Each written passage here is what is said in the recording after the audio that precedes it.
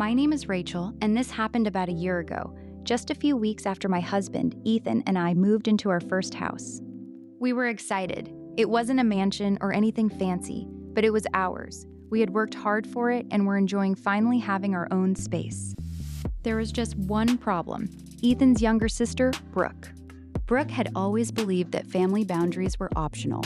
She would show up at people's houses without warning, borrow things without asking, and somehow act offended when anyone called her out. When we moved in, Ethan and I agreed on one thing right away. No spare keys would be given out. Not because we didn't trust people, but because we wanted privacy. At least that's what we thought. A few weeks later, I came home early from work one afternoon. Ethan was still at the office.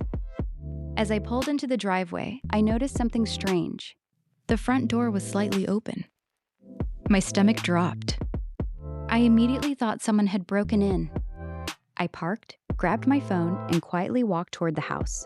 Then I heard movement inside. At that point, I didn't know who was in there. For all I knew, someone was stealing our stuff. So I stepped back outside and called the police. A few minutes later, officers arrived. Together, we entered the house. And guess who was standing in our kitchen? Brooke. She was calmly drinking a soda from our refrigerator. The police were just as confused as I was. One officer asked her why she was in the house. Her answer? "Oh, I'm family." Apparently, she thought that explained everything. Then came the question nobody expected.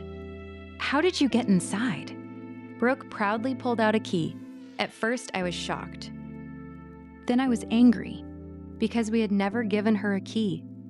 After some questioning, the truth came out. Months earlier, while helping Ethan pack boxes at our old apartment, Brooke had secretly taken one of our spare keys. When we moved, she found the box where the keys were stored and kept one for herself. Then she had copied it before returning the original. In other words, she had deliberately made herself a key without our knowledge. The officers explained that entering someone else's property without permission, even if you're related, was not okay. Brooke suddenly wasn't smiling anymore. She kept insisting she was family and didn't mean any harm. I told her that wasn't the point. This was our home. She didn't live there. She had no right to let herself in. The police didn't arrest her, but they did make a formal report and gave her a very serious warning. Brooke was furious. She accused me of embarrassing her. I simply replied, "You managed that all by yourself." After that, Ethan and I changed every lock in the house. We also installed security cameras. For several months, Brooke barely spoke to us. Honestly, it was one of the most peaceful periods of my life. But here's the twist. About 6 months later, Brooke called us in tears.